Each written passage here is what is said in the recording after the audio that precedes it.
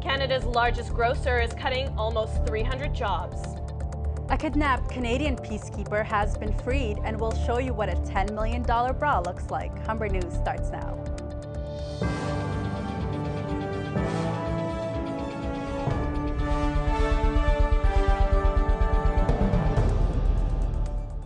Hello, it's Thursday, October 17th. Welcome to Humber News, coming to you from the Broadcast Center here at the North Campus. I'm Erica Vella. Thanks for joining us. And I'm Faiza Amin. Ahead on our show, we have all your news, sports, and entertainment highlights, as well as your 5-day weather forecast. But first, Erica has our top story.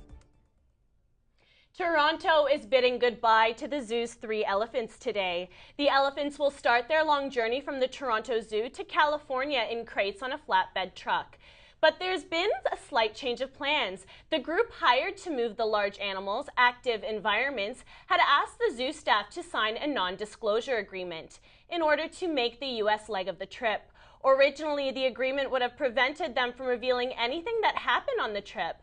Now there's been some changes to the 2 zookeepers will not be allowed to take video or pictures, but may talk about their adventure once they return.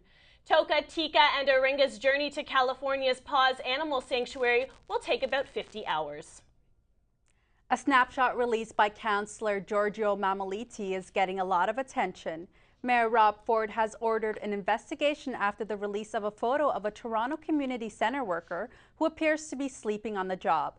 If the investigation proves he was in fact sleeping, Ford is calling for both the employee and his manager to be fired. Mammoliti released a picture Wednesday night to journalists and says the employee has a history of sitting at a desk with his head down. Some have criticized Mammoliti's actions, saying he should have taken the issue up with the manager of the center before going to media. The Gardiner Expressway East could see some big changes in the future. Yasmin Neal has the story.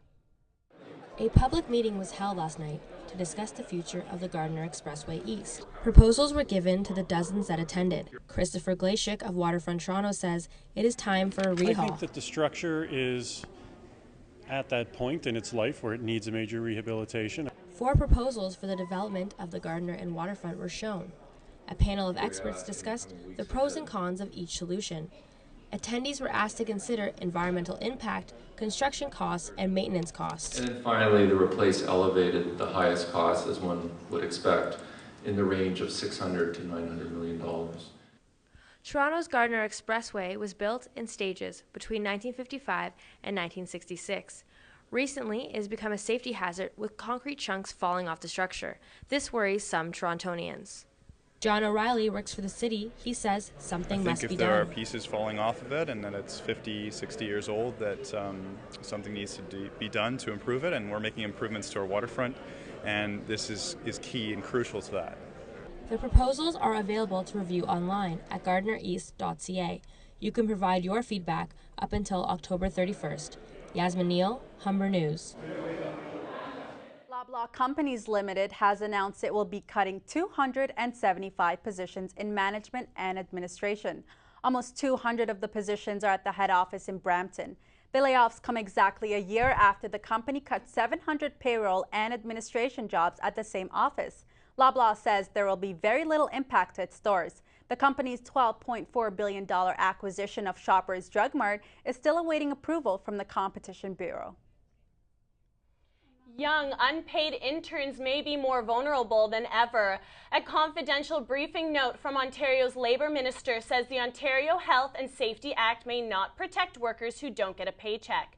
The note was obtained by the Toronto Star. Ontario Federation of Labour President Sid Ryan says it's a huge flaw in the system. He says employers don't necessarily have to tell their interns they have the right to refuse unsafe work. The briefing note also says many unpaid internships breach the Employment Standards Act and could be illegal. Ontario Labour Minister Yassine Naqvi says he has not seen the memo, but the province is reviewing the loopholes in the law to protect unpaid workers in the future. Students wanting to be their own boss may soon have their chance. The first annual Entrepreneur Mash will be held at Lakeshore Campus this evening. The networking event will give students the opportunity to meet with industry professionals and circulate innovative ideas. It will run from 3:30 to 6 p.m. in room L1017. It's time to get your warrior on. Caroline Brown has the story.